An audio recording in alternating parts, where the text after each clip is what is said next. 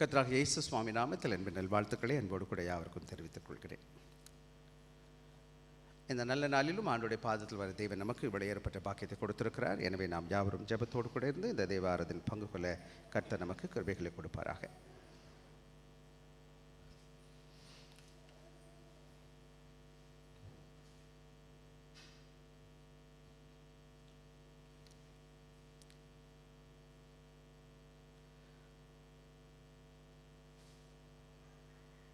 கடந்த வாரத்தில் அடியேன் இந்தியாவில் இருந்தேன். கடந்த நாட்களில் கொஞ்சம் வெயில் அதிகமாக தான் இருக்குது. அங்கே நல்லபடியாக ஊழியம் போயிட்டுருக்கு. எனவே அந்த ஊழியங்களுக்காக ஜெபித்துக் கொள்ளுங்கள். அதை குறித்து விவரங்கள் வேணும்னா பின்னாடி நம்ம பேச முடியும். தொடர்ந்து வாங்க. தேவனுடைய ஊழியத்துக்கு உங்களோட இயன்ற ஊழியங்கள் உதவிகளை செய்யுங்க. கடவுள் ஊழியத்தில் ஆசீர்வதிப்பார், பயன்படுத்துவார். வாங்க, இந்த வேத பகுதியை நான் வேகமாக எடுத்துக்கொண்டு நான் கர்த்தருடைய வார்த்தையை சொல்லிக் கொடுத்துட்டு நான் திருவந்தில் பங்கு கொள்ள விரும்புகிறேன். முடிஞ்ச மட்டும் நம்ம சுருக்கமாக வைத்துக்கொள்வோம். எனவே நாம் குதூகலமாக கொண்டாட்டத்தோடு காணப்படணும். கொஞ்சம் சைலண்ட்டாக இருக்க ஒரு மாதிரி இருக்குது. எனக்கு தான் தெரியுதால் உங்களுக்கு அப்படி தான் இருக்கான்னு எனக்கு தெரியல. சரி, அதை பற்றி இன்னொரு நாளைக்கு நம்ம பேசுவோம்.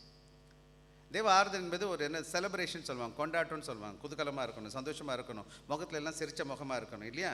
எல்லோரும் என்னமோ ஒரு மாதிரி இருக்கிற மாதிரி எனக்கு ஃபீலிங் இருக்காது. ரைட்டாக தப்பான்னு தெரியல. நான் தான் அப்படி நினைக்கிறேன். நான் நீங்கள் பாட்டு கூட அப்படி தான் மெதுவாக போச்சு. என்ன அப்படி தானே தெரில. அப்புறம் உங்கள்கிட்ட நான் கேட்டுக்கிறேன்.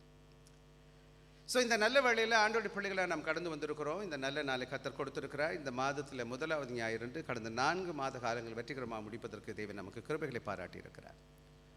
இதற்கிடையில் நான் போன 2 வாரங்கள் இந்தியா சென்று வந்தேன். 2-3 வாட்டி போயிட்டு வந்து ஒரே அலைச்சல், நிறைய வெயில். ஆனாலும் கூட ஆண்டவர் ஊழியத்தில் பயன்படுத்தினார். ஆண்டவருக்கு நன்றி உள்ளவனாக இருக்கிறேன். இந்த நல்ல நாளிலும் உங்களை பார்க்க கிருபை கொடுத்தார். இந்த கடையில் திருச்சபைக்கு வந்து 2005 செப்டம்பர் மாதம் நான் முதல் நாள் கால் எடுத்து வச்சேன். இன்று வரை ஆண்டவர் இங்கே வைத்திருக்கிறார். ஆண்டவருக்கு நன்றி உள்ளவனாக இருக்கிறேன். அந்த 19 வருடங்கள் கடந்து போயிடுச்சு. 20வது வருஷத்தில் அடி எடுத்து வச்சுருக்கிறோம்.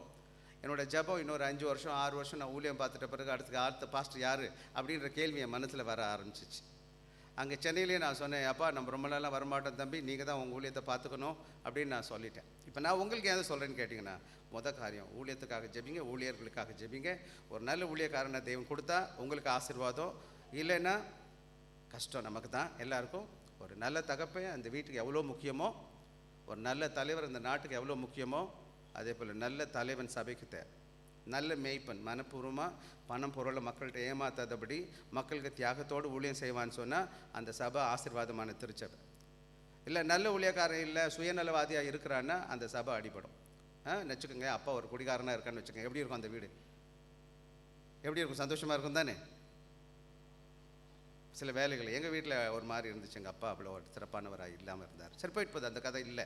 இப்போ எதுக்கு நான் சொல்லுகிறேன்னா, இது ரொம்ப முக்கியமானது. ஒரு நல்ல நாட்டுக்கு தலைவர் நல்ல தலைவர்களாக இருக்கிறது போல், வீட்டுக்கு நல்ல தகப்பன் இருக்கிறது போல், சபைக்கு நல்ல தேவனுக்கு பிரியமான கடவுளுக்கு பயந்து நீதியும் நேர்மும் பணம் பொருள் எதிர்பார்க்காம தியாகத்தோடு ஊழியம் செய்கிற ஊழியனை நீங்கள் தேடணும். அதுக்காக நீங்கள் ஜெபிக்கணும். அது உங்களுக்கும் உங்கள் பிள்ளைகளுக்கும் உங்கள் பிள்ளைகளுடைய பிள்ளைகளுக்கும் ஆசீர்வாதமாக இருக்கும். சுயநலவாதமான ஊழியக்காரன் வந்துட்டான்னா கடவுளுக்கும் பிரியமாக இருக்க மாட்டான், உங்களுக்கும் பிரியமாக இருக்க மாட்டான். சரி, போயிட்டு போகுது. இன்றைக்கி நான் ஒரே ஒரு காரியம் உங்களுக்கு வேகமாக சொல்லிவிட்டு நான் கடந்து போக இருக்கிறேன். என்ன இன்றைக்கி எடுத்துக்கொண்ட தலைப்பு என்ன சொல்லியிருக்குன்னு கேட்டிங்கன்னா, நாம் தேவனுக்கு என்ன இறைவனுக்காக உழைத்தல் அப்படின்ற பேரில் நான் பார்க்குறேன். ஏன் இந்த பேர் நான் டாபிக் எடுத்திருக்கேன்னு கேட்டிங்கன்னா, அப்பா போச்சாப்பா, இஸ் இட் ரைட்? ஓகே. நான் கொலோசியர் 3வது அதிகாரம் 23-24 வசனங்களில் நாம் எடுத்துக்கொள்வோம். அந்த வேத பகுதி எனக்காக சத்தத்தை யாராச்சும் உயர்த்தி வாசிங்க, எனக்காக கேட்குற மாதிரி வாசிப்போம். கவனமாக கவனிக்கணும். இதில் நிறைய வார்த்தைகள் இல்லை, கொஞ்சம் தான் வார்த்தைகள் இருக்குது, புரிஞ்சுக்கிற மாதிரி இருக்குது. நீங்கள் கர்த்தராகிய கிறிஸ்துவை சேவிக்கிறதுனாலே சுதந்திரமாகிய பலனை கர்த்தராலே பெறுவீர்கள் என்று அறிந்து எதை செய்தாலும் மறுதை மனுஷருக்கென்று செய்யாமல் கர்த்தருக்கென்று மனப்பூர்வமாக செய்யுங்க. இங்கே ஆங்கிலத்தில் வாசிக்கிறேன். And whatever you do, do it heartily as to the Lord and not to men. ஆங்கிலத்தில், knowing that from the Lord you will receive the reward of the inheritance, for you serve the Lord Jesus Christ. ஆக இந்த அருமையான கால வேலையில் ஏன் இந்த வேத பகுதி நான் எடுத்திருக்கேன் அப்படின்னு கேட்டிங்கன்னா, உங்களுக்கு தெரியும் போன புதன்கிழமை என்ன டே? போன புதன்கிழமை என்ன நாளியா? மே டே, மே தினம், உழைப்பாளர்கள் தினம். நம்ம விருப்பப்பட்டாலும் விருப்பப்படாட்டியும் நாம் எல்லாரும் உழைப்பாளிகளாக இருக்கிறோம். நமக்கு மேலே யாரோ இருக்கிறாங்க, எஜமானங்கள் இருக்காங்க, நமக்கு கீழே யாரோ வேலை நமக்கு செய்கிறவங்களை இருக்கிறாங்க. ஏதோ ஒரு விதத்தில் நம்ம என்ன செய்கிறோம், இந்த உழைப்போடு கூட தொடர்புடைய காணப்படுகிறோம். ஒவ்வொருவரும் நல்லா நம்ம புரிஞ்சுக்கணும், நாம் எல்லாரும் ஆண்டவர் உழைப்பாளிகளாக இந்த உலகத்தில் ஆதாமை உண்டாக்கும் போது ஆதாமுக்கு எல்லாத்தையும் உருவாக்கி கொடுத்துட்ட பிறகு என்ன சொன்னார், அந்த இடத்துல ஏதேன் தோட்டத்தில் கொண்டு போய் வச்சு பண்படுத்தவும் பாதுகாக்கவும் சொன்னார். வேலை என்பது ஆண்டவருடைய நியமனம், ஆண்டவர் அவனுக்கு கொடுத்தார். பாவத்துக்கு பின்னாடி இது கஷ்டமாக போனதை தவிர அந்த வேலை ஆதியில் என்ன இருக்குது, கிரியேஷனில் இருக்குது. அதாவது ஆண்டோட படைப்பில் நம்ம என்ன பார்க்குறோம், ஆண்டோட வேலை உழைப்பை பார்க்குறோம். ஆக ஒரு நல்ல ஆண்டோட மகன் யாராக இருந்தாலும் சரி, அவன் உழைப்பாளியாக இருக்கணும், சோம்பேறியாக இருக்கக்கூடாது. 9வது வசனம் நினைக்கிறேன், வேலை செய்யலைன்னா சாப்பாடு கொடுக்காதீங்கன்னு பவுல் சொல்கிறார். அப்போ ஒவ்வொருவரும் என்ன செய்யணும், உழைக்கிற பிள்ளைகளாய் காணப்பட வேண்டும். இந்த அருமையான காலை உழைப்பாளி, கடினமாக உழைக்கணும், ஞானமாக உழைக்கணும். ஆனால் என்ன பிரச்சனை அப்படின்னு கேட்டிங்கன்னா, இன்றைக்கி நிறையா வேலைகளை நம்ம என்ன பார்க்குறோன்னு கேட்டிங்கன்னா, நிறைய அலுவல்கள் நம்மளுக்கு வந்துடுது, தேவைக்கு மேலே பொறுப்பு வந்துடுது. விசேஷமாக இன்றைக்கி நம்ம நேரத்தை சரியாக பகுத்துக்கொள்ள தெரியல. இன்றைக்கி எல்லாம் ஃபோனில் போய் உட்காந்துருக்குறோம், டிவியில் உட்காந்துருக்குறோம், பயட்டில் உட்காந்துருக்குறோம். என் நேரெல்லாம் எங்கேயா விட்டுட்டு கடைசியில் என்ன செய்கிறோம், வேலையை அவசரமாக பிடிக்க பார்க்குறோம் இல்லையா. நிறைய வேலைகள் வந்து குமிஞ்சிருது. அப்போ என்ன பண்ணுறோன்னு கேட்டிங்கன்னா, ரொம்ப ஹெவியாக இருக்கிறதுனால நம்ம என்ன செய்கிறோம், பல வேலைகளில் உட்காந்துட்டு என்ன செஞ்சிடறோன்னு கேட்டிங்கன்னா, எதை செய்யணுமோ அதை செய்கிற விதத்தில் செய்யாமல் அவசரமாக என்ன செஞ்சு கொடுத்துட்றோம். சில வேலைகளில் பிள்ளைங்க பள்ளிக்கூடம் படிச்சிருப்பீங்க, பார்த்துருப்பீங்க, கடைசி வரை படிக்க மாட்டாங்க, கடைசியில் விழுந்து படிப்பாங்க. மாடு முனிப்பொல்ல மேயுதுன்னு சொல்லுவாங்க, பார்த்துருக்கீங்களா? மாடு என்ன செஞ்சுருக்கோம், போய் பகலில் வெயிலில் போய் படுத்து தூங்கிக்கிறோம், மரத்தடியில் படுத்துக்கிறோம். அப்புறம் சாயங்காலம் என்ன பண்ணுவோம், வேகமாக மேய்ஞ்சிட்ருக்கோம். நீங்கள் பார்த்துருக்கீங்களா? வேகமாக மேய்ஞ்சிட்டு போயிட்டுருக்கோம். அப்போ தான் விரட்டிகிட்டு இருப்பான் மாட்டுக்காரன், அப்படியே போட அப்போ தான் வேகமாக மேயும். பார்த்துருக்கீங்களா? நம்மெல்லாம் பாதி பேர் எந்த சைடில் இருக்கோன்னு தெரியல, நீங்களாம் சில நல்லவங்க இருக்கலாம். ஆனால் நான் பார்த்தது எப்படின்னு கேட்டால், கடைசி நிமிஷம் வேலைகளை தான் எல்லோரும் தள்ளிக்கிட்டு செஞ்சிட்ருப்போம். ஆக நமக்கு சரியான திட்டமிடுதல் இல்லை என்பது ஒரு பக்கம். இன்னொரு முக்கியமான காரியம் என்னச்சுன்னா, என்னுடைய வேலையை எதன் பார்வையில் நான் பார்த்துட்டு இருக்கிறேன், எப்படி நான் பார்த்துட்ருக்கேன். ஐயா இன்றைக்கி நான் சொல்கிறேன், இந்த திருச்சபையில் கடந்த 19 வருடங்கள் கடவுள் இங்கே வச்சிருக்கிறாருன்னு சொன்னால், எல்லாரையும் கடவுள் வைக்க மாட்டார். எனக்கு தெரியல, எனக்கு கடவுள் கொடுத்த பாக்கியமாக நினச்சிட்ருக்கேன். ஆனால் இங்கே யார் வந்தாலும் யார் வராட்டியும், அது ஜபக்கூட்டமாக இருக்கட்டும் அல்லது ஆராதனையாக இருக்கட்டும், எனக்கு கொடுத்த எந்த ஊழியமாக இருந்தாலும், இன்றைக்கி சகோதரி பிரிசிலா ஜபிக்கும் போது ஒரு வார்த்தை சொல்லி ஜபிச்சாங்க, ஆண்டவரே எங்களுக்கு முன்னாடி நீங்கள் வந்திருக்கிறீங்க அப்படின்னு சொல்லிட்டு. யாரும் வரலன்னா எனக்கு யார் வந்திருக்கான்னு நான் நினைப்பேன், ஆண்டவர் முன்னாடி இருக்கிறாரு, ஆண்டவர் அங்கே உட்காந்துருக்கிறாரு, ஆண்டவருடைய சமூகத்தில் நான் வந்து உட்காந்துருக்கிறேன். யாருமே வரல, ஆனால் ஆண்டவர் இருக்கிறாரு. நான் ஸ்டார்டிங் டேஸில் தொடங்கின நாட்களில் புதன்கிழமை ப்ரேயர் இருக்கும், ஒரு பக்கம் மழையாக இருக்கும், யாருமே வரமாட்டாங்க, நான் மட்டும் பட்டு உட்காந்துருப்பேன். அதான் 7 மணிக்கு முன்னாடினா 7 மணிக்கு முன்னாடியே போய் உட்காந்துருவேன். நான் எப்போவுமே லேட்டாக வரமாட்டேன். நான் யாரும் வரலன்னா எந்திரிச்சு போயிடலாமா, நான் செய்கிற மாதிரி செஞ்சிட்ருப்பேன். எப்போவுமே பாட்டு பாடுவேன், நானே ஜெபிப்பேன். ஒரு ஆள் எண்ணத்தில் ஆண்டவர் அங்கே இருக்கிறார். எனக்கு இந்த ஊழியத்தை தொடங்குற நாட்களில் நீங்கள் பார்த்தீங்கன்னா, இவ்வளோலாம் மக்கள் வரல, பெரிய அளவில் பெரிய சப்போர்ட் இப்போவும் பெருசாக இல்லைன்னா அப்போவும் அது கிடையவே கிடையாது. அண்ட் நம்ம தொடர்ந்து ஓடக்கூடிய ஒரு சக்தி கடவுள் கொடுத்தாருன்னு சொன்னால், அது ஒரு நல்லா புரிஞ்சுக்கிட்டேன். நான் ஆண்டவருக்கு ஊழியம் பண்ணுறேன், ஆண்டவர் பார்த்துக்கிட்டு இருக்கிறாரு, ஆண்டவருக்கு நான் பதில் கொடுக்கணும் ஒரு நாளைக்கு. எனவே தான் நான் எப்படி அந்த காரியத்தை நான் பார்க்குறேன்னு பார்க்கணும். ரெண்டாவது, அந்த வேலையாக இருக்கட்டும், எந்த வேலை நீங்கள் செய்தாலும் அந்த வேலையை விசுவாச கண்ணோட்டத்தோடு பார்க்கணும். நான் விசுவாச பார்வையில் நான் பார்த்தா தான் எனக்கு அந்த வேலை சரியான முறையில் எனக்கு செய்ய முடியும். இந்த வேத பகுதியை வாசிக்கும் பொழுது, கொலோசியர் 3வது அதிகாரத்தில் நீங்கள் வாசிக்கும் போது 23, 24 நம்ம வாசிச்சிருக்கோம். 22 வாசிச்சிருங்க எனக்காக யாராச்சும். வேலைக்காரரே சரீரத்தின்படி எஜமான்களாக இருக்கிறவர்களுக்கு எல்லா காரியத்திலும் கீழ்ப்படிந்து நீங்கள் மனுஷருக்கு பிரியமாக இருக்க விரும்புகிறவர்களாய் செய்யாமல் தேவனுக்கு பயந்து. பவுல் என்ன சொல்கிறாருன்னு கேட்டிங்கன்னா, ஸ்டார்டிங்கில் எடுத்த உடனே என்ன பண்ணுறாரு, அவர் தொடர்ந்து ஒவ்வொருத்தருக்காக பேசிட்டு வர பெற்றோர்கள் பேசுகிறாரு, பிள்ளைகளுக்கு பேசுகிறாரு, அப்புறம் வேலைகளுக்கு பேசுகிறாரு. இப்போ கடைசியில் வந்து நான் எப்படி அந்த வேலையை அணுகணும்னு சொல்லி பேசுகிறாரு. விஷயம் 22 சொல்லும்போது வேலைக்காரரை பார்த்து பேசுகிறாரு, வேலைக்காரர் எல்லாரும் பார்த்து நம்மளை பார்த்து பேசுகிறார். சரீரத்தின்படி உங்கள் எஜமான்களாக இருக்கிறவர்களுக்கு எல்லா காரியத்திலும் கீழ்ப்படிந்து நீங்கள் மனுஷருக்கு பிரியமாக இருக்க விரும்புகிறவர்களாக பார்வைக்கு ஊழியம் செய்யாமல் தேவனுக்கு பயப்படுகிறவர்களாக கபடமில்லாத இருதயத்தோட ஊழியம் செய்யணும். ஸோ இதெல்லாம் ரொம்ப ஸ்ட்ரைட் ஃபார்வர்டு, இதெல்லாம் கொஞ்சம் விலக்கி நான் சொல்ல தேவை, புரியுது தானே இது? ஸோ ஆக நான் எப்படி அந்த காரியத்தை பார்க்க போகிறேன்றதை பார்க்கணும். அப்புறம் 2000 வருஷத்துக்கு முன்னேறி அவர் சொல்லிட்டு போயிருக்கிறாரு, இன்றைக்கும் அதோட நம்முடைய வாழ்க்கையில் மிக பிரயோஜனமானது. ஆக முதலாவது நான் என்ன பார்க்குறேன் அப்படின்னு கேட்டிங்கன்னா, என்னுடைய வேலை எப்படிப்பட்டதாக இருக்கணும்னு கேட்டிங்கன்னா, எப்படி இருக்கணும்னு கேட்டால் ஒரு 4 காரியங்களை பார்க்க போகிறோம் சுருக்கமாக. விசேஷமாக 2 முக்கியமான காரியம். இந்த 23வது வசனம் ஆங்கிலத்தில் தான் என்னோடய வேத பகுதி இருக்கிறது. ஹோல் ஹார்ட்டட் டெடிகேஷன் சொல்லுவாங்க. விசேஷமாக 24 வாசிங்க எனக்காக. வாசிப்போம். 23 எதை செய்தாலும் அது மனுஷருக்கென்று செய்யாமல் முதல் காரியம் பார்த்தீங்கன்னா மனப்பூர்வமாக செய்யணுமா. எப்படி செய்யணுமா? இங்கிலீஷில் சொல்லுது, whatever you do work heartily as for the Lord not for men. ஆக நான் எப்படி செய்யணும்னு கேட்டிங்கன்னா மனப்பூர்வமான செய்யும். ஆக மனப்பூர்வன்ற வார்த்தை இங்கே 2 இந்த வசனத்தை யாருக்கு அவர் எழுதுறாருன்னு கேட்டிங்கன்னா, இங்கே வெறும் வேலைக்காரர்களுக்கு மட்டும் எழுதலை, எல்லா விசுவாசிகளுக்கு எழுதுறார். முதல் சொல்லும்போது வேலைக்காரரே சொன்னார். ஆனால் இங்கே கீழே அடுத்த வசனம் 23, 24 வரும்பொழுது அவர் யாரை பற்றி பேசுகிறாருன்னு கேட்டிங்கன்னா, விசுவாச பிள்ளைகளுக்கு, விசுவாசிகளாக இருக்கிற நமக்கு எல்லாருக்காக எழுதுகிறார். 2வது எங்கே எழுதுறாருன்னு கேட்டால், நான் எதை செய்தாலும் அப்படின்னா என்னது, எந்த வேலையை நான் பார்த்தாலும் சரி, அது நான் டீச்சராக இருக்கலாம், அது டிரைவராக இருக்கலாம், அல்லது எந்த தொழில் வேலை நான் பார்த்துட்டு இருக்கலாம், எனக்கு என்ன கடவுள் பொறுப்பை கொடுக்குறாரோ எனக்கு தெரியாது. எனக்கு கொடுத்த தாளந்தை, எனக்கு கொடுத்த வேலையை நான் எப்படி பார்க்கணுன்னு கேட்டிங்கன்னா, நான் அதை தான் பார்க்குறோம், எல்லாரும் பார்க்கணும். அதுக்கு மாத்திரம் கிடையாது, அது வேலை ஸ்தலமாக இருக்கட்டும், அது வீடாக இருக்கட்டும், அல்லது என் சமுதாயமாக இருக்கட்டும், அல்ல நான் எந்த வேலை பார்த்தாலும் சரி, எந்த வேலையை பார்த்தாலும் தான் சொல்லும்போது, நீங்கள் எதை செய்தாலும், என்ன செய்தாலும் என்னது, எந்த வேலையை பற்றி இது பேசிகிட்டு இருக்குது? எல்லா வேலையை பற்றி பேசிகிட்டு இருக்கு. நீங்கள் சொல்லும்போது யார் சொல்லுது? உங்களை என்னையை பார்த்து பேசு. ஆக நானும் நீங்களும் எப்படி செய்யணும்னு கேட்டிங்கன்னா, அது எப்படி செய்யணும்னு கேட்டிங்கன்னா மனப்பூர்வமாக செய்யணுமா. எப்படி செய்யணும்? ஹார்ட்டிலி. ஆங்கிலத்தில் பார்த்தீங்கன்னா, இங்கிலீஷில் போகிறதுக்கு ஹோல் ஹார்ட்டிலின்னு பாட்ட வார்த்தை, கிரேக்க பதத்தில் சொல்லுவேன் எக்ஸைகே அப்படின்னு சொல்லுவாங்க. அப்படின்னா என்ன அர்த்தம்னா, from the soul with one's all might, all one might. அதாவது உள்ளத்தின் ஆழத்தில் இருந்து, மனப்பூர்வம்னா தெரியுதில்ல, நமக்கு புரியுதா? மனப்பூர்வமாக சொன்னானா அப்படின்னு சொல்லணும். மனசு நிறைய அந்த வேலை, அதுக்கப்புறம் முழுமையான பலத்தோடு கூட.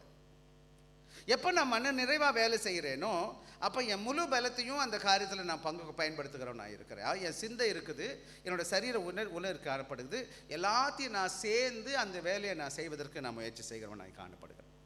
அதைத்தான் இங்கே சொல்கிறாரு. அப்படின்னா இன்னொரு விதத்தில் சொல்லும்போது, முழுமையான அர்ப்பணத்தோடு நான் செய்யணும், அர்ப்பணிப்போடு செய்யணும், அதை ஃபர்வர் அல்லது உற்சாகத்தோடு கூட செய்யணும். கூட நம்ம பாடும்போது, இசை வாசிக்கும் போது முழுமையான உற்சாகத்தோடு கூட காணப்படணும். ஆண்டோட சமூகத்தில் வந்திருக்கணும். விசேஷமாக நான் போன வாரம் சென்னையில் இருந்தேன், சண்டேயில், சாட்டர்டே கூட அங்கே இருந்தேன். வெயில்னா வெயில் அடி பயங்கரம் வாங்குது, ஊற்றுது, எனக்கு கொட்டுது. எனக்கு ஒருத்தர் ஃபேன் வந்து பிடிக்கிறாரு, நான் வேணான்னு சொன்னேன்னு வச்சுக்கோங்களேன், அங்கே எல்லாம் கீழே உட்காந்துருக்குறாங்க. நான் இங்கேருந்து போனவன், எனக்கு ரொம்ப வெயில், பரவாயில்ல. அங்கே இருக்கிற ஜனங்க, அவங்களுக்கு வெயில் அடிக்குதா அடிக்கலையா? டெய்லி அங்கே தானே இருக்கிறாங்க, அதே சபையில் தானே அங்கே ஆராதிக்கிறாங்க. யாராச்சும் வருத்தப்பட்டாங்களா? வெயில் அடிக்குதுன்னு சொன்னாங்களா? யாராச்சும் எந்திரிச்சு ஓடுனாங்களா? சின்ன பிள்ளைங்க வர யார் இப்படியானு உட்காந்து பார்த்துட்ருக்காங்கய்யா உற்சாகத்தோடு, என்னடா சொல்ல போகிறாங்கன்னு சொல்லிட்டு. இந்த வெயிலில் பிள்ளைங்க அங்கே என் டீம் வந்து சொன்னவங்க, no children running away, no, they are very serious, sincerely listening. ஏன்னா தமிழில் பேசுகிறேன், சீன சகோதரர்களுக்கு புரியல, ஆனால் கூட அதை கவனிக்கிறாங்க. என்னத்தை கவனிக்கிறாங்க? நான் சொல்கிறது புரியல அவங்களுக்கு, ஆனால் பிள்ளைங்க அட்டென்டிவாக பார்க்குறதா என்ன செஞ்சிட்ருக்காங்க, அவங்க நோட் பண்ணிகிட்டு இருக்கிறாங்க. பாட்டு பாடும்போது எல்லாம் சேர்ந்து சந்தோஷமாக பாட்டு பாடுறாங்க. கிராமங்களில் நீங்கள் போனீங்கன்னா, வில்லேஜில் போனீங்கன்னா, அது ட்ரைபல் ஏரியாலாம் போனீங்கன்னா, அவங்களுக்கு நிறையா படித்தவங்க கிடையாது, வசதி வாய்ப்பு கிடையாது, பணம் பதவி ஒன்றுமே இல்லை. ஆனால் அவங்க பாடும்போது நீங்கள் பார்த்தீங்கன்னா பரலோகமே இறங்கி வந்த மாதிரி இருக்கும். எனக்கு இன்னும் சொல்ல போனால் எனக்கு ஃபீல்டில் ரொம்ப பிடிக்கும், எனக்கு கிராமங்களில் போய் ஊழியம் பார்க்குறது ரொம்ப பிடிக்கும். காரணம் என்னென்னு கேட்டிங்கன்னா, அங்கே ஜனங்க வசதியில் குறைவாக இருந்தால், ஏழைகளாக இருந்தாலும் ஆண்டுக்குள்ளே அவங்க ரொம்ப பணக்காரங்களாக இருக்கிறாங்க. அவங்க முழு மனசோடு சேர்ந்து அவங்க சந்தோஷமாக பாட்டு பாடுறது, பங்கு கொள்றதை பார்க்கும்போது எவ்வளோ நல்லா இருக்குது தெரியுங்களா? உண்மையில் என்னன்னு கேட்டிங்கன்னா, ஆண்டவர் அங்கே இருக்கிற மாதிரி கூட உணர்வு நமக்கு வரும். உண்மையிலே அந்த ஜனங்க அந்த முகத்தோடு, அவங்க இன்னொரு சொல்கிறாங்க, அங்கே ஏழைகளாக இருந்தால் கூட யாரும் துக்கமாக இல்லை. யாரோ துக்கமாக இருந்தாங்களே, எங்களுக்கு கையில் காசு இல்லை, பணம் இல்லை, அது இல்லை, இது இல்லை, ஐயா இது டின் சீட் போட்டு ஆராதனை கூடமாக இருக்குது, வேர்க்குது. ஒருத்தர் ஒன்றும் சொல்லலை, அவங்க பாட்டு சந்தோஷமாக ஆராதிக்கிறாங்க. அவங்களுக்கு அது கஷ்டமாகவே தெரியல. உண்மையை நான் சொல்கிறேனே, நம்ம நல்ல ஊர்லேருந்து போனால் தான் அது கஷ்டமாக தெரியுது. அந்த ஊர்லேயே வாழும் பொழுது அவங்க என்ன செய்கிறாங்க, சந்தோஷமாக இருக்கிறாங்க.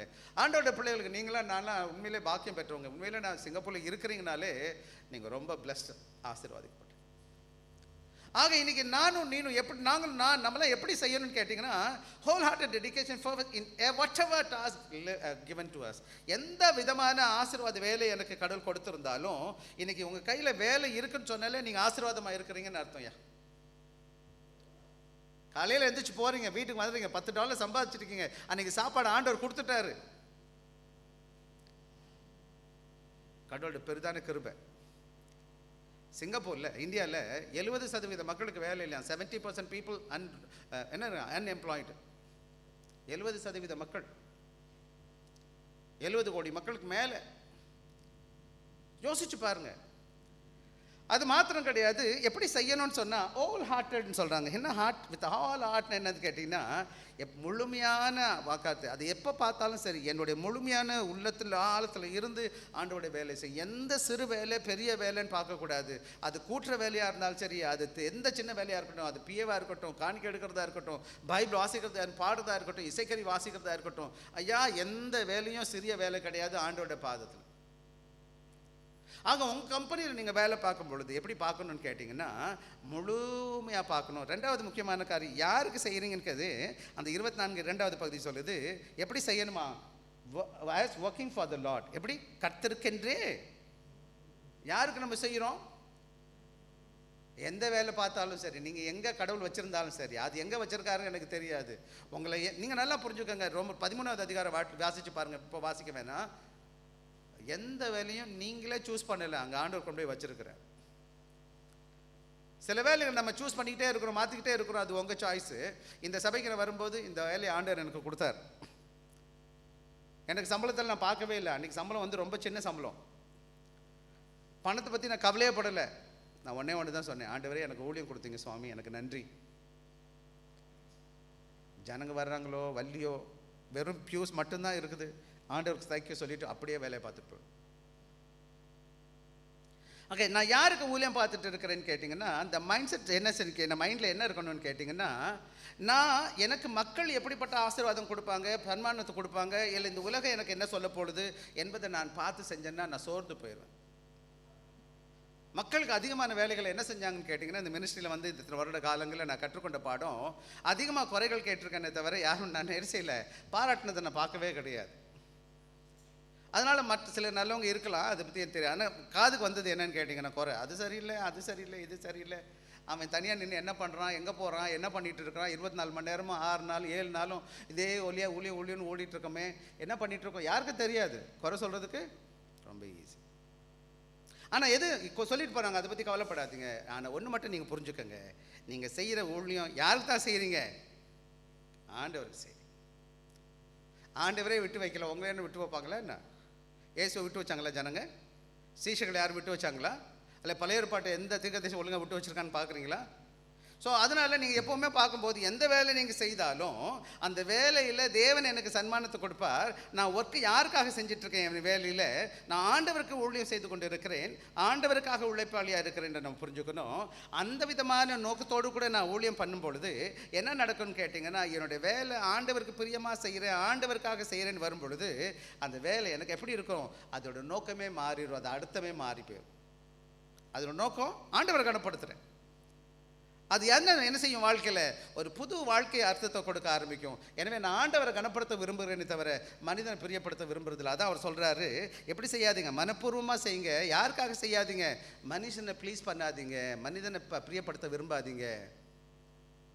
ஆக உங்கள் வேலைகளில் சில வேலைகளில் நல்ல ஊழியக்காரங்க இருப்பாங்க, கெட்ட ஊழியக்காரங்க இருப்பாங்க, தலைவர்கள் இருப்பாங்க. அவர்களை நீங்கள் பார்த்தீங்கன்னா பல வேலைகளில் சோர்ந்து போயிடுவீங்க, உங்களுக்கு மன நிம்மதி இழந்து போயிடுவீங்க வேலை ஸ்தலத்தில். ஒவ்வொரு நாளும் நான் வேலைக்கு போகிறேன், எனக்கு பிடிக்காத ஆளுங்க இருந்தாங்க, நான் எப்படி பார்த்து என்ன செஞ்சிருவேன்? எனக்கு நிம்மதி இழந்து போயிடுவேன் இல்லையா? ஊழியத்துலேயே அப்படி தான். சில வேலைக்கு இந்த ஊழியத்தில் போராட்டம் வரும்போது நான் நினச்சிருக்கேன், வேணாம் இந்த ஊழியத்தை விட்டுருவோம் அப்படின்னு நான் நினச்சது உண்டு. ஆனால் ஆண்டோட கிருபை தான் என்ன செஞ்சு ஆண்டவர் காப்பாற்றிட்டாரு, இங்கே இருக்கிறேன். ஆனால் ஒன்று மட்டும் தெரியும் எனக்கு, நான் செய்கிற இடத்துல ஆண்டவர் வச்சுருக்கேன். இப்போ கூட இன்றைக்கி கூட நேற்று கூட நான் ஒரு சகோதரர்கிட்ட பேசும்போது, I know God who brought me in this church. நான் சொன்னேன், இப்படி தான் சொன்னேன், கடவுள் கொண்டு வந்தார் என்னைய. நீங்கள் விசுவாசியாக இருந்தாலும் சரி அல்லது எந்த பொறுப்பில் இருந்தாலும் சரி, கடவுள் உங்களை இந்த திருச்சபைக்கு கொண்டு வந்தார். கடவுள் உங்களை கொண்டு வந்திருக்கார் தெரியுமா உங்களுக்கு? யாராச்சும் ஒருத்தர் அந்த அந்த அந்த கேட்டை கிராஸ் பண்ணி உள்ளே வந்துட்டாங்கன்னு வச்சுக்கோங்களேன், நான் எப்படி நினைப்பேன் தெரியுமா? ஆண்டவர் உங்களை கொண்டு வந்தார்னு நினைப்பேன். மந்தைக்குள்ளே யார் கொண்டு வருவா? யாராச்சும் வருவானுங்க? எத்தனை பேர் இந்த ஆயிரக்கணக்கான மக்கள் போகிறான் அந்த ரூட்டில். அதை கிராஸ் பண்ணி இத்தனைக்கும் அந்த பியூ பக்கத்தில் தான் அந்த ஃபுட்பாத் இருக்குது. அந்த கேட்டை தாண்டி தாண்டி தாண்டி எத்தனை பேர் போயிருக்காங்க, எத்தனை கோடிக்கணக்கான ஆயிரக்கணக்கான மக்கள் போகிறாங்க. யாராச்சும் உள்ளே வர்றாங்களா? உள்ளே ஒருத்தர் வந்து ஆண்டவர் கொண்டு வர்றார். இன்னும் சொல்ல போனால் சிறு பிள்ளைகளாக இருந்தாலும் குழந்தைகளாக இருந்தாலும் வயதிபராக இருந்தாலும் எல்லாரும் ஆண்டவர் கொண்டு வர்றார். இந்த மந்தை ஆண்டோட மந்தை, ஆண்டோட பிள்ளைகளை நீங்கள் நானும் நீங்களும் நல்லா புரிஞ்சுக்கணும். எல்லா ஆண்டோட ஊழியத்தை நம்ம செய்து கொண்டு இருக்கோம் என்பதை புரிஞ்சுக்கணும். எனவே ஒரே ஒரு உதாரணத்தை சொல்ல விரும்புகிறேன், எனக்கு நேரம் முடிஞ்சு போச்சு. எடுத்துக்கங்க எனக்காக ஒரே ஒரு வேத பகுதியை. யாத்ராகம் 31வது அதிகாரம் எடுங்களேன் எனக்காக. யாத்ராகம் 31 1லிருந்து 6 வசனங்களை யாராச்சும் வாசிக்கலாம். பின்னும் கர்த்தர் மோசேயை நோக்கி, யூதாவின் கோத்திரத்தில் ஊருடைய மகனான பெசலெயேலை பெயர் சொல்லி அழைத்தேன். வினோதமான வேலைகளை அவன் யோசித்து செய்கிறதற்கும், பொன்னினாலும் வெண்ணினாலும் வெங்கலத்தினாலும்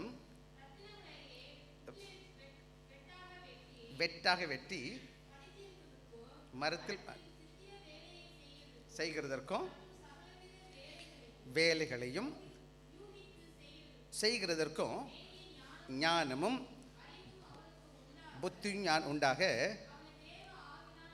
தேவ ஆவினால் நிரப்பினேன். மேலும்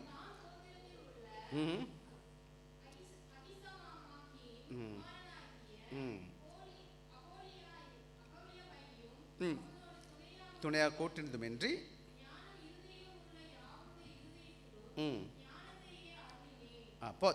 வாசிச்ச உனக்கு கட்டளையிட்ட யாவையும் அவர். கவனமாக கவனிக்கணும், இந்த வேலைகளை நீங்கள் அளவாக கவனிக்கணும். சில வேலைகளில் சில ஊழியத்தின் பாதையில் ஊழியர் என்ன செய்கிறான்னு கேட்டால், ஆண்டவர் என்ன செய்கிறார், ஒரு ஊழியர்களை ஏற்படுத்துகிறார். இங்கே 2 பேர் சொல்லியிருக்கு. ஒன்று பேர் பெசலெயேல் பேர், இன்னொருத்தன் பேர் அகோலியான் பேர். இந்த அகோலியாவும் இந்த பெசலெயேல் யாருன்னு கேட்டிங்கன்னா, மோசையுடைய தேவாலயத்தில் மோசையுடைய உடன்படிக்கை பெட்டி நீங்கள் பார்த்துருப்பீங்க. அதாவது தெய்வீக கூடாரத்தை பற்றி பார்த்துருப்பீங்க. தெய்வீக கூடாரத்தை எப்படி கட்டணும்னு சொல்கிறாரு ஆண்டவர் மோசைக்கு. மோசை கூட்டிகிட்டு 2 பேரை கூட்டிகிட்டு வர்றார். 2 பேரும் சொல்கிறாரு, இவன் பேர் பெசலெயேலப்பா, இவன் ஸ்கில்ஃபுல். என்னத்தை கில் பண்ணுறான், என்ன செய்வான், எல்லா விதமான தேவனுடைய ஆலயத்தில் விசேஷமாக உடன்படிக்கை பெட்டியை கொண்டு செய்கிறது. மற்ற எல்லா காரியத்தையும் யார் நல்லா செய்வான், ரொம்ப புத்திசாலி ஞானமாக செய்வான். அது மாத்திரம் கிடையாது, அவனுக்கு டீமுக்கு இன்னொரு அகோலியான்னு ஒருத்தனை கொண்டு வர்றார். இதை நீங்கள் வீட்டில் வாசித்து பார்த்தீங்கன்னா நல்லா புரியும். 2 பேருடைய வேலையை பார்த்தீங்கன்னா இந்த வேதம் சொல்லும்போது எப்படி சொல்லுதுன்னு கேட்டிங்கன்னா, வசனம் 2 சொல்லுது, 3வது வசனம் சொல்லுது, வினோதமான வேலைகள் அவன் யோசித்து செய்கிறதற்கும் பொன்னிலும் வெள்ளியிலும் வெங்கலத்திலும் வேலை செய்கிறதற்கும். அது மாத்திரங்க, ரத்தினங்களை முத்திரை வெட்டாக வெட்டி பதிக்கிறதற்கும் மரத்தில் சித்திரை வேலைகள் செய்கிறதற்கும் மற்றும் சகலவித வேலைகளையும் யூகித்து செய்கிறதற்கும் வேண்டி ஞானமும் புத்தியும் அறிவும் அவனுக்கு உண்டாக அவனை தேவன் ஆவினால் நிரப்பினேன். தேவ ஆவினால் நிரப்பி. அதே பாருங்க, மேலும் பாருங்களேன், அது அகோலியா பற்றி பேசியிருக்கு. ஞானமுள்ள இருதயமுள்ள யாவருடைய இருதயத்திலும் ஞானத்தை அருளினேன் அப்படின்னு சொல்லி. இங்கே 2 பேருக்கும் என்ன செய்கிறார், தேவன் அப்பாயிண்ட் பண்ணுறாரு. அவர் தேவன் ஞானத்தை கொடுக்குறாரு, அப்புறம் நுணுக்கத்தை கொடுக்க. இங்கே பார்த்தீங்கன்னா 2 காரியம் நான் சொல்லியிருக்கேன். அவங்க எப்படி செஞ்சாங்க வேலையை கேட்டாங்கன்னா, பின்னாடி பார்த்தீங்கன்னா இந்த உடன்படிக்கை பற்றியும் இந்த தெய்வீக கூடாரத்தை பற்றி நீங்கள் பார்த்தீங்கன்னு சொன்னால், இதை செய்வதற்கு எப்படி வேலை செஞ்சாங்களாம் அந்த வேதம் சொல்லுதுன்னு கேட்டிங்கன்னா, அவங்க 2 பேரையும் தேவன் என்ன செஞ்சார், அந்த யுக்தியோடு கூட ஞானத்தோடு கூட அந்த வேலை செய்வதற்கு, விசேஷமாக இந்த சில மாதிரி வேலைகளை செய்வதற்கு என்ன வேணும், வித்தியாசமான தாளந்து வேணும். சில அழகாக படம் வரைவாங்க, சில நல்ல அழகாக பாடுவாங்க, சில இசைக்கறி வாசிப்பாங்க. சிலர்லாம் பார்த்தீங்கன்னா தனியாக தெரியும் அவங்க செய்கிற வேலையிலேருந்து கண்டுபிடிச்சலாம், ரொம்ப புத்திசாலி, ரொம்ப கிஃப்டடப்பா அப்படின்னு சொல்லுவாங்க. ஆக இங்கே நீங்கள் என்ன பார்த்தீங்கன்னா, அவங்க அழகான வேலைகளை செய்வதற்கு தேவாலயத்தில் தேவனுக்கென்று என்ன செஞ்சாங்க, தேவன் அவர்களை தனிப்பட்டு எடுத்து கொடுக்குறார். அவங்க பார்த்தா எப்படி செய்கிறாங்கன்னு கேட்டிங்கன்னா, டெடிகேஷன் டு எக்ஸலன்ஸ்ன்னு சொல்லுவாங்க. அதாவது செய்கிற காரியத்தை சிறப்பாக செய்வதற்கு தங்களை அர்ப்பணித்தாங்க. அது மாத்திரம் கிடையாது, அவங்க தேவனுக்கு என்று செஞ்சாங்கன்னு பார்க்குறோம். அது மாத்திரம் கிடையாது, என்ன பார்க்குறோன்னு கேட்டிங்கன்னா, அவங்க எப்படி செஞ்சாங்களாம், அவருக்கு நல்லா தெரியும் இது யாருக்கு தான் செய்கிறோம், ஆண்டவருக்கு செய்கிறோன்ட்டு அவங்களுக்கு தெரியும். ஆண்டவரோட ஊழியத்தை செஞ்சுட்ருக்கோம். இது எதற்காக செஞ்சிட்ருக்கேன், விசேஷமாக நீங்கள் சபைக்குள்ளே வர்றீங்க, பாடுறீங்க, இசைக்கறி வாசிக்கிறீங்க, இல்லை ஏதோ ஒரு காரியத்தை சபைக்குள்ளே செய்கிறீங்க. இது யாருக்கு செய்கிறோம், நம்ம ஆண்டவருக்கு செய்கிறோம். எந்த தனி மனிதனை ப்ளீஸ் பண்ணுறதுக்கு நான் வரல. இங்கே அந்த நகரை மதிக்கிறேன், அவரை நேசிக்கிறேன், அவரோட என் சகோதரன், என்னோட அப்பா, என் அம்மா, என் தம்பி, அண்ணன், அது ரெண்டாவது. அந்த தேவாலயத்தில் யாருக்கு நான் ஊழியம் பார்த்துட்ருக்கேன், அவருக்கு. சரி, எனவே என்னுடைய வேலையை நான் கருத்தாக செய்யணும், சிறப்பாக செய்யணும், ஞானமாக செய்யணும். அது மாத்திரம் கிடையாது, ஸ்கில் சொல்லுவாங்க. ஸ்கில்னு என்னது, நுணுக்கத்தோடு செய்யணும். அந்த வேலையில் நம்ம என்ன செய்யணும், ஸ்கில்ஃபுல்லாக நுணுக்கத்தோடு செய்ய கற்றுக்கணும், உண்மையோடு செய்யணும். அதான் ரெண்டாவது காரியம். என்ன செய்யணும், ஸ்கில் அண்ட் இன்டிகிரிட்டி, உண்மையாக இருக்கும். விசேஷமாக இங்கே பார்க்கும்போது அவங்க நேரம் என்ன செய்கிறாங்க, நேரத்தை கொடுத்து உண்மையாக செய்கிறாங்களே கட் கார்ட்ஸ்ன்னு சொல்லுவாங்க, கட் ஷார்ட்னு சொல்லுவாங்க. என்ன சொல்கிறது, கட் கார்னர்ஸ்ன்னு சொல்லுவாங்க. சில வேலைகளை அங்கே விட்டுட்டு இந்த வேலையை விட்டுட்டு உருப்படியாக செய்ய மாட்டாங்க. பார்த்துருக்கீங்களா, அரைகுறையாக செய்வாங்க. சில வேலை இந்த ஃபினிஷிங் நல்லா இருக்காது. ஒரு வேலையை பார்த்தோன்னா நம்ம கண்டுபிடிச்சிருவோம், எப்படி செஞ்சுருக்காங்க, மனப்பூர்வமாக செஞ்சுருக்காங்களா, உண்மையாக செஞ்சுருக்காங்களா, இல்லை விளையாண்டுருக்காங்களா. நீங்கள் செய்கிற ஒவ்வொரு காரியமும் உங்களை பற்றி பேசுது. நீங்கள் செய்கிற ஒவ்வொரு காரியமும் உங்கள் விசுவாசத்தை பற்றி பேசுது. நீங்கள் ஒவ்வொரு காரியமும் ஆண்டவரை தூசிக்குது அல்லது ஆண்டவரை கனப்படுத்துது. அது சிறு காரியமாக பெரிய காரியமாக நீங்களே கேட்டுக்கணும் உங்கள் காரியம். ஆனால் ஆண்டவர் எப்படி தான் டெஸ்ட் பண்ணுவாராம், கொஞ்சத்தை கொடுத்து தான் உங்களை என்ன சோதிப்பார். கொஞ்சத்தில் உண்மை உள்ளவனை அதிகத்தில் அவனை அதிகாரியாக மாற்றுவேன்னு சொல்கிறார். ஸோ என்னுடைய வேலையை கவனமாக கவனிக்கணும். இந்த நல்ல வேலையில் நான் சொல்லுகிற காரியம், நான் ஆண்டவருக்கு ஊழியம் செய்வதனால ஆண்டவருக்கு பிரியமாக என்னோட கொடுக்கப்பட்ட வேலையை பயத்தோட பக்தியோட உண்மையோடு செய்து அந்த மனப்பூர்வமாக நான் செய்யும் பொழுது நான் ஆண்டவரை என்ன செய்கிறேன், கனப்படுத்திக்கிட்டு இருக்கேன் அன்பான பிள்ளைகளே. ஆக அதைத்தான் நாம் இங்கே கற்றுக்கொள்ள வேண்டும். ஆக மொத்தத்தில் டெடிக்கன் நம்ம எப்படி செய்யணும், ஆண்டவருக்கு பிரியமாக அந்த காரியத்தை செய்ய தேவன் நமக்கு கிருபை கொடுப்பாரா. சாரி, இங்கே நிறைய காரியம் நான் போட்டிருக்கேன், நான் வேகமாக முடிச்சுட்டு போயிடுறேன். நான் சொல்லிடுறேன், என்ன ஒர்க் வித் பேஷன், என்னது விரும்பி செய்ய பாருங்க, உண்மையான பாரத்தோட செய்ய பாருங்க. your best in all tasks, எந்த வேலை கொடுத்தாலும் சிறப்பாக செய்ய பாருங்க. your work ultimately for God, யாருக்காக நீங்கள் செஞ்சுட்டு இருக்கீங்க, உங்கள் வேலையை ஆண்டவருக்காக செஞ்சுட்டு இருக்கிறீங்க.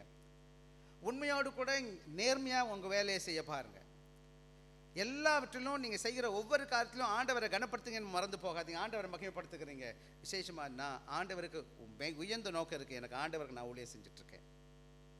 அடுத்த கதைக்கு வந்துடுவோம். நம்ம ரெண்டாவது பாயிண்ட் என்னன்னு கேட்டால், அப்படி நான் செய்யும்போது 23வது வசனம் வாசிப்போமா, 23 வாசிங்க. 3:23 அப்போஸ்தலர் 3:23 வாசிப்போம். கொலோசியர் 3:23. கிறிஸ்துவை சேவிக்கிறதுனாலே சுதந்திரமாகிய நான் எங்கே என்னுடைய பலன் கிடைக்கும்னு கேட்டிங்கன்னா, எனக்கு யார் கொடுப்பா பலன் சொல்லி பார்த்தோன்னா, நான் முதல்ல பார்த்தேன், நான் 24வது வசனத்தை ஆங்கிலத்தில் போடும்போது 24 மனப்பூர்வமாக கர்த்தருக்கென்று செய்யுங்க அப்படின்னு சொல்லியிருக்கு, ரைட். அப்படி செய்யும்போது எனக்கு யார் சன்மானம் கொடுப்பாங்க. சில வேலைகளில் நான் என்ன செஞ்சிடறேன், சோர்ந்து போயிடுறேன். எனக்கு என்ன மதிப்பு கொடுக்கறது கிடையாது. விசேஷமாக இந்த பூமியில் என்னுடைய வேலைக்கு ஏற்ற ஊதியம் கொடுக்க மாட்டாங்க. ஆனால் பவுல் என்ன சொல்கிறார் பார்த்தீங்கன்னா, Pavul underscores the eternal perspective that should undergird our work ethic. நான் செய்கிற வேலையெல்லாம் யாருக்கு நான் பண்ணுறேன், ஆண்டவருக்கு செய்கிறதுனால என்னோட சன்மானம் எங்கேருந்து வரப்போகுது, என்னோட வெகுமானம் எங்கேருந்து வரப்போகுது, எனக்கு அன்பளிப்பு எங்கே வரப்போகுது, இந்த உலகத்தை படைத்த மனுஷன்ட்டு வர்றது கிடையாது, அது கர்த்தராலே பெறுவீர்கள் என்று. எங்கே யாரை அறியணும், நான் என்னது புரிஞ்சுக்கணும். எனக்கு இந்த சபையில் வச்சிருக்கிறாரு, இத்தனை வருட காலங்கள் வழி நடத்திருக்கிறார். எனக்கு பெஸ்ட்டாக கொடுத்தாங்களா ஒஸ்ட்டாக கொடுத்தாங்களா பற்றி நான் கவலைப்பட வேண்டியது கிடையாது. எனக்கு இந்த பூமியில் எனக்கு சரியான சன்மானம் கிடைக்காட்டி கூட ஆண்டவர் எனக்கு சிறப்பானது இந்த உலகத்தில் கொடுக்கலன்னா கூட அடுத்து அவர் சமூகத்தில் என்ன செய்வார், எனக்கு கொடுப்பார். அது மாத்திரம் கிடையாது. ரெண்டாவது சொல்லும்போது அது இன்ஹெரிட்டன்ஸ் ஃப்ரம் த லார்ட், எங்கேருந்து வருமா, அது ஆண்டவர் இடத்துலேருந்து வரும். அப்படி இருக்கிறதுனால இந்த உலகத்தின் ஆசீர்வாதங்கள்லாம் டிரான்சியன்ட் சொல்லுவாங்க. டிரான்சியன்ட் மாறி போயிடும். இன்றைக்கி கிடைச்சது நாளைக்கு என் கையில் இல்லை. பல வேலைகளில் சன்மானம் கொடுப்பாங்க, சில வேலை கிஃப்ட்லாம் நம்ம கொடுப்பாங்க, சில கோப்பைகள்லாம் கொடுத்துருக்கோம். அதை பார்த்து அது வாங்கி எங்கேயாச்சும் வச்சுருப்போம், மூளை முடுக்கல. ஏன்னா சிறு வயதில் நிறைய அன்பளிப்பெல்லாம் வாங்கி வீட்டில் வச்சுருக்கிறோம், நிறைய சர்டிஃபிகேட்ஸ்லாம் வச்சுருக்கிறோம். இன்றைக்கி என் சர்டிஃபிகேட்லாம் நிறைய சர்டிஃபிகேட் வச்சுருக்கேன். நான் படித்து அந்த படிப்பு இந்த படிப்பு என்னென்னமோ படித்து கொஞ்ச நாளைக்கு அன்னைக்கு சந்தோஷமாக இருந்துச்சு, உண்மைதான் நான் சொல்கிறேன், இல்லைன்னு நான் சொல்லலை. இப்போ கூட போன மாதத்தில் கூட ஒரு சர்டிஃபிகேட் வாங்கிட்டு வந்தேன் நான். என்ன சந்தோஷமாக இருந்துச்சு. ஆனால் அது முடிஞ்சு போச்சு அன்னையோட. எனக்கு ஆண்டவர் வாடாத ஜீவக்குடியத்தை கொடுப்பார். இது அழிஞ்சு போகிற காரியம் கிடையாது. அந்த ஆசீர்வாதம், அந்த அன்பளிப்பு யார்கிட்டருந்து வரும்னு கேட்டிங்கன்னா ஆண்டவர்கிட்டருந்து வரும். அது நித்தியமானது. எங்கே உள்ளது? இட்டர்னல். நித்திய பார்வை வேணும் எனக்கு. எனவே இந்த பூமியில் அதை நீங்கள் நினைக்கக்கூடாது, இப்போ கிடையாது, ரொம்ப தூரமாக இல்லை. இந்த உலகத்துலேயும் ஆண்டவர் நமக்கு தேவைகளை சந்திச்சிட்ருக்கார். ஆண்டோட கிருபைனால தான் இன்றைக்கி இதுவரை ஓட முடிஞ்சிச்சு. நீங்கள் நல்லா கவனமாக கவனித்து பார்த்தீங்கன்னா, கஷ்டப்பட்டு ஏமாற்றி போய் சொல்லி திருடி ஏமாற்றி சம்பாரித்து வச்சுருப்பான். ஒருத்தன் நீதி நேர்மையாக இருப்பான். எவ்வளோக்கு எவ்வளோ ஏமாற்றி சம்பாதிச்சானோ அவ்வளோக்கு அவ்வளோ உள்ளதும் போயிடுச்சு, உள்ளக்க நான் போயிடும். நிறைய நேரம் நிற்காது. இவன் கஷ்டப்பட்டு சம்பாரிச்சிருப்பான், பார்க்கும்போது சின்ன அமௌண்ட்டாக இருக்கும், பையில் பெரிய அளவு இருக்காது. ஆனால் ஆண்டோட கிருபை கொடுத்துருப்பாரு, சமாதானமாக சந்தோஷமாக இருப்பான். ஆண்டோட பெரிதான ஆசீர்வாதத்தை தன் வாழ்க்கையில் நம்ம பார்க்க முடியும். ஏமாற்றி சம்பாரிச்சவன் என்னமோ காசு வர்ற மாதிரி இருக்கும், ஆனால் ஓட்ட பையில் போட்ட மாதிரி ஒன்றுமே இருக்காது. கடைசியில் கேளுங்க என்ன வச்சுருக்கேன்னு கேட்டு போய் பாருங்கள். இங்கே நீதி நேர்மையாக இருப்பான். ஆண்டோட அனுகிரகத்தையும் ஆண்டோட கிருபையும் ஆண்டோட மகிமையும் அவன் உள்ளதில் பார்க்க முடியும். இந்த பூமியில் மாத்திரம் இல்லை அன்பான பிள்ளைகளே, அடுத்த உலகத்திலையும் ஆண்டவர் அற்புதமாக செய்வார். அதே சமயம் இந்த பூமியில் ஆண்டவர் எனக்கு தேவைகளை சந்திக்கிறவராக இருக்கிறார். எனவே நான் என்ன செய்யக்கூடாது? அந்த ஆசீர்வாதத்தை எங்கேருந்து பெற போகிறேன்னு கேட்டிங்கன்னா ஆண்டவரத்தில் நான் பெற்றுக்கொள்ள போகிறேன். வேதத்தில் நிறைய உதாரணம் இருக்குது, நான் பேசுகிறதுக்கு நேரம் இல்லை. அது எனக்கு இருக்குது. இந்த உலகத்தின் ஆசீர்வாதத்தை காட்டிலும் பன்மடங்கான உயர்வான ஆசீர்வாதத்தை கற்றுக் கொடுப்பார். இந்த உலகத்தில் கொடுக்கப்பட எல்லா ஆசீர்வாதமும் அழிஞ்சு போடும். ஒலிம்பிக்கில் வாங்குகிற மெடல் அல்ல எல்லாத்தையும் என்ன செய்கிறாங்க ஒரு காலத்தில். இப்போ கேட்டிங்கன்னா ஒலிம்பியன்ஸ்லாம் என்ன செய்கிறாங்க? சாப்பாட்டுக்கு வழி இல்லைன்னா ஒலிம்பிக் மெடல் போய் விற்றுருவாங்க. முடிஞ்சு போச்சு. வாங்கும்போது மகிமையாக இருந்துச்சு. ஆண்டவர் கொடுக்குற வசனம் என்ன சொல்லுது? வாடாத கிரீடத்தை கொடுப்பாரு அப்படின்னு சொல்லி. பாடுற கிரீடம் பற்றி பேசலாம். ஒரே ஒரு வேத பகுதி மட்டும் நான் உங்களுக்கு உற்சாகத்தோடு சொல்லிட்டு நான் போக விரும்புகிறேன். வாசிக்கலாம். எடுத்த வேத பகுதி நம்ம எடுத்துக்கோம். நமக்கு எல்லாருக்கும் தெரிஞ்ச வேத பகுதி என்னன்னு கேட்டிங்கன்னா ஆதியாகமம் எடுத்துக்கலாம். ஆதியாகமம் 39 39வது அதிகாரத்துக்கு நம்ம போக போகிறோம். யோசேப்பை பற்றி நீங்கள் கேட்டிருப்பீங்க, யோசேப்பு எப்படிப்பட்டவராக இருந்தார்னு சொல்லிட்டு. யோசேப்பு ஆதியாகமம் 39 41 வசனங்கள் வாசிப்பீங்கன்னா அதை பற்றி தெரியும். யோசேப்புடைய அண்ணன் செஞ்சாங்க. அண்ணன்மார்கள் எல்லாம் அவனை என்ன செய்கிறாங்க? அவனை வித்து போட்டுறாங்க. ஒரு அடிமையாக போய் வித்து போடப்படுகிற போகிற அவன் என்ன செய்கிறான்? போத்திபார் வீட்டுக்கு போகிறான். அங்கே வந்து குற்றச்சாட்டுப்பட்டு பொய்யான குற்றத்தினால அவன் சிறைச்சாலைக்கு போகிறான். அது மாத்திரம் கிடையாது, வாழ்க்கையில் பல சோதனை வந்ததை நீங்கள் பார்க்குறீங்க.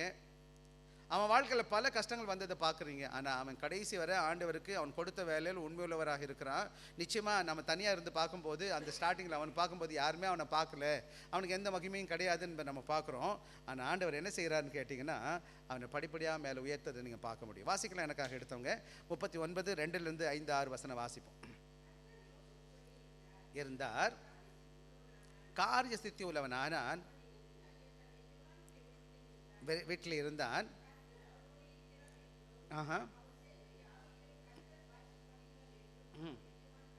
கண்டு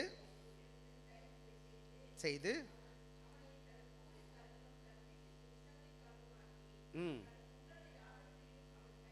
ஒப்புவித்தான். வீட்டில் போய் வாசிச்சுக்கோங்க. இந்த இடத்துல நடக்குது என்னன்னு கேட்டிங்கன்னா, அவன் அடிமையாக போகிறான். அடிமையாக இருந்தபோது கூட அவனுடைய வேலை ஆண்டவருக்கு பிரியமாக இருந்துச்சு.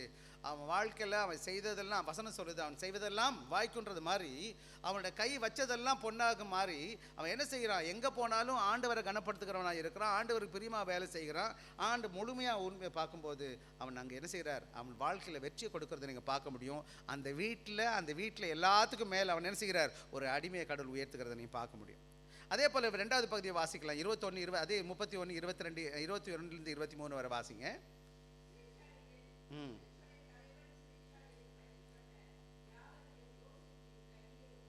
ஒப்புவித்தான்.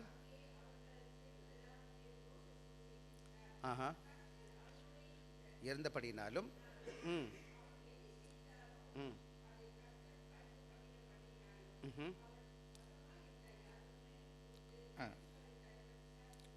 பாருங்கள், யோசேப்புடைய லைஃப்பை பாருங்கள். அவன் சிறைச்சாலையில் போத்திபார் வீட்டுக்கு போகிறான், அங்கே நேர்மையாக இருக்கிறான், உயர்த்தப்படுகிறான். அங்கே ஒரு பிரச்சனை வருது, அவன் சிறைச்சாலைக்கு போகிறான். அங்கே சிறைச்சாலை போன பிறகு எப்படி இருக்கிறான்?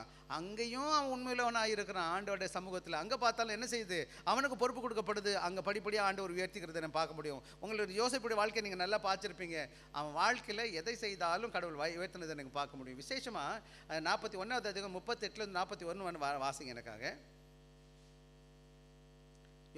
ஆதியாகமம் 41 38 41 நோக்கி என்றான். நோக்கி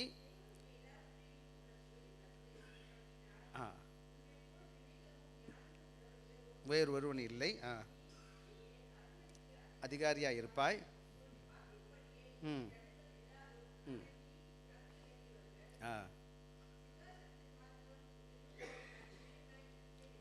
ஆமாம். ஆக இங்கே நீங்கள் என்ன பார்க்கணுன்னு கேட்டிங்கன்னா, பார்த்துக்கோங்க அவனை கடவுள் எப்படி உயர்த்துக்கிறார். பிரிசன் டு பேலஸ்ன்னு சொல்லுவாங்க. அவன் சிறைச்சாலையிலேருந்து அவன் என்ன செய்ய பிரைம் மினிஸ்டராக மாறுகிறான் எகிப்துக்கு. என்ன காரணம் இருக்கும்னு நீங்கள் நினைக்கிறீங்க? எப்படி உயர்த்தப்பட்டான்? ஒன்று தேவனோட அனுகிரகம் இருந்துச்சு அவனுக்கு. காரணம் என்னன்னு கேட்டிங்கன்னா, இதை பற்றி டீட்டெயிலாக இன்னொரு நாளைக்கு நம்ம வாய்ப்பு கிடைச்சா பேசலாம். அவன் கொடுக்கப்பட்ட எந்த காரியமாக இருந்தாலும் அவன் மனுஷனுக்காக செய்யலை, ஆண்டவருக்காக செய்யலை. அவன் போகிற இடங்களில் மாறி அண்ணன்கள் என்ன செய்கிறான்? அவனை குழியில் போடுறாங்க, வித்து போடுறாங்க. போத்திபார் வீட்டுக்கு போகிறான், அங்கே உண்மையாக இருக்கிறான். அங்கே தவறான அக்யூசேஷன் அவன் மேலே குற்றம் சுமத்தப்படுகிறான். திருப்பி சிறைச்சாலைக்கு போகிறான், அங்கே உண்மையாக இருக்கிறான். அப்படியே தொடர்ந்து போயிட்டு இருக்கான். இது கொஞ்சம் அந்த எத்தனை வருஷம் போகுதுன்னு கேட்டால் அந்த 17 வருடம் போகுது. 1 வருஷம் 2 வருஷம் கிடையாது, 17 இயர்ஸ். அவன் 17 இயர்ஸ் 17 வயசில் அவன் தூக்கி போடப்படுகிறான். அப்புறம் 34 வயசுக்கு மேலே தான் அவன் பெரிய ஆள் ஆகிறான். 17 வருஷம் 17 வருட காலங்கள் அவன் என்ன செய்கிறான்? பிரயாசப்படுகிறான். எங்கே ஆள் அட்ரஸ் இல்லாத இடத்துல இருக்கிறான். அவனுக்கு எந்த அடையாளம் இருக்குன்னு நினைக்கிறீங்களா? இல்லை, ஆண்டவர் அவனை உருவாக்கிக்கிட்டு இருக்கிறார். அவன் கூடவே இருக்கிறார். வசனம் சொல்லுது, தேவன் அவனோடு கூட இருந்தபடியால் அப்படின்னு சொல்லிட்டு. ஆக இந்த அருமையான கால வேலை நான் உங்களுக்கு சொல்லுகிற முடிக்க போகிறேன். அன்பான பிள்ளைகளுக்கு சொல்கிற காரியம் என்னன்னு கேட்டிங்கன்னா, நானும் நீங்களும் செய்கிற ஒவ்வொரு காரியம், அது சபையாக இருக்கட்டும், வீடாக இருக்கட்டும், வேலை ஸ்தலமாக இருக்கட்டும், சமுதாயமாக இருக்கட்டும், கடவுள் என் கையில் ஒரு பொருளை கொடுக்குறாரு, ஒரு பொறுப்பை கொடுக்குறாருன்னு சொன்னால் அது என்னை கனப்படுத்துவதற்கு கொடுத்துருக்கிறார். தேவனை மகிமைப்படுத்துவதற்கு கொடுத்துருக்கிறார். எனக்கு தேவன் அந்த வாய்ப்பை கொடுத்துருக்கிறார். எனவே அந்த வேலையை நான் உதாசீனப்படுத்தக்கூடாது, ஏனோ தானவன்னு செய்யக்கூடாது. ஆண்டவரை கனப்படுத்துவதற்காக செய்யணும். அது நல்ல ஒரு ஊழியக்காரனுக்கு மட்டும் கிடையாது, அது ஆண்டவரை மகிமைப்படுத்துவதற்கு, உங்களை தேவன் பயன்படுத்துவதற்கு எடுக்கிற ஒரு அற்புதமான வாய்ப்பு. நீங்க இருக்கிற இடத்துல கடவுள் சாட்சியா வாழுங்க. வாங்க, நான் 3 காரியத்தை சொல்லிட்டு நான் முடிக்க விரும்புகிறேன். என்னப்பா போயிட்டு எப்போதும் நல்லா புரிஞ்சுக்கணும், தேவன் என்ன செய்வாராம்?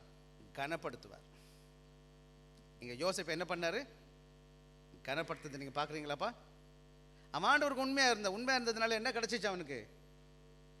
உலகம் கணக்கில் கணம் ஆண்டவர் கனப்படுத்து. நீங்கள் உண்மையாக இருந்து பாருங்கள், மற்றவங்களுக்கும் உங்களுக்கும் மரியாதை கூட இருக்கும். ரெண்டாவது என்னதுக்கு? அவன் கையில் அதிகாரத்தையும் வல்லமையும் ஆண்டவர் கொடுக்குறார். எவன் ஒருத்தன் சின்சியராக வேலை பார்க்குறானோ வருகிற காலங்களில் நேரம் வரும்போது அவனுக்கு தேவன் உயர்த்துவார், அவனுக்கு அதிகாரத்தை கற்றுக் கொடுப்பார். அவன் படிப்படியாக அவன் கையில் எல்லா விதமான காரியம் கிடைக்கும். 3வது என்னது? அவன் தேவனுடைய இரக்கத்தையும் தேவனுடைய அனுகிரகத்தையும் பெறுகிறவனாய் காணப்படுவான். இதுதான் யோசேப்பு வாழ்க்கையில் நடந்துச்சு. அது என்னுடைய வாழ்க்கையில் உங்கள் வாழ்க்கையில் நடக்கும். ஆக 3 காரியங்கள் நம்ம பேசுவோம், ஒன்றொன்னா பேசுகிற வேகமாக வாழ்ந்துருவோம். ஆக தேவனுக்கென்று வேலை பார்க்கும்போது 3 காரியங்களை மனதில் வச்சுக்கோங்க. நான் ஆண்டவருக்காக ஊழியம் பார்க்குறேன். கல்டிவேட் அ ஹார்ட் ஆஃப் சர்வீஸ்ன்னு சொல்லுவாங்க. ஆண்டவருக்காக ஊழியம் செய்யக்கூடிய மனப்பக்குவத்தை, தியாகத்தோடு கூட உண்மையோடு கூட ஆண்டவருக்கு மக்கள் பார்த்து என்னை உற்சாகப்படுத்தணும், கை தட்டணும், அதுக்காக எதிர்பார்க்காதீங்க. பண்ணினா பண்ணட்டும், பண்ணாட்டி போகட்டும், அதை பற்றி கவலைப்படாதீங்க. ஆண்டவர் உங்களை பார்த்துட்டு இருக்கிறா என்பதை நீங்கள் நல்லா புரிஞ்சுக்கோங்க. 2வது முக்கியமான காரியம் என்னன்னு கேட்டிங்கன்னா, சீக்கிங் எக்ஸலன்ஸ். எதை செய்தாலும் சிறப்பாக செய்யணும்னு எதிர்பாருங்க. இதை நான் ஆண்டவருக்கு செய்கிறேன், ஆண்டவருக்காக சிறப்பாக செய்ய போகிறேன்னு செய்யுங்க. 3வது என்ன பண்ணுங்கன்னு கேட்டிங்கன்னா, சரியாக பரலோக பார்வை வச்சுக்கணும். நான் யாருக்கு செய்கிறேன்?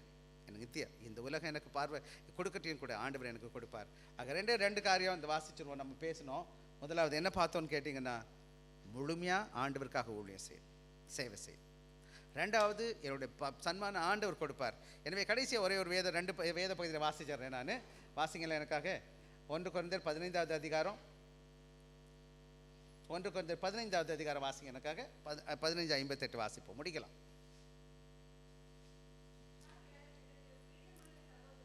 ஆகையால் எனக்கு பிரியமான சகோதரரே, கர்த்தருக்குள் நீங்கள் படுகிற பிரயாசம் விருதாவா இராதென்று அறிந்து அறிந்து நீங்கள் உறுதிப்பட்டவர்களாயும் அசையாதவர்களாயும் கிரியையிலே. ஆமாம், அன்பான பிள்ளைகளுக்கு சங்கீதம், அதாவது பவுல் தேவ திருச்சபைக்கு சொல்லும்போது சொல்கிற காரியம், சகோதரரே நீங்கள் எந்த காரியம் செய்தாலும் சரி விருதாவா வீணாக போச்சுன்னு நினைக்காதுங்க. எங்கேயுமே எதுவும் வீணாகலை. ஆண்டவர் உங்களை உருவாக்கிக்கிட்டு இருக்கிறார். உங்களை ஏதோ ஒரு நோக்கத்தோடு கூட அந்த இடத்துல வச்சிருக்கிறார். அந்த எந்த ஊழியமாக இருந்தாலும் சரி நீங்கள் உறுதியாக இருக்கணும், அசையாதவர்களாக இருக்கணும், கர்த்தருடைய கிரியையிலே பெருகிறவர்களாய் காணப்படும். கர்த்தருக்கு செய்கிற காரியத்தில் நீங்கள் பெருகிட்டே இருக்கணும். 1 பேதுரு 5வது அதிகாரம் 6வது வசனம் நானே வாசுறேன்.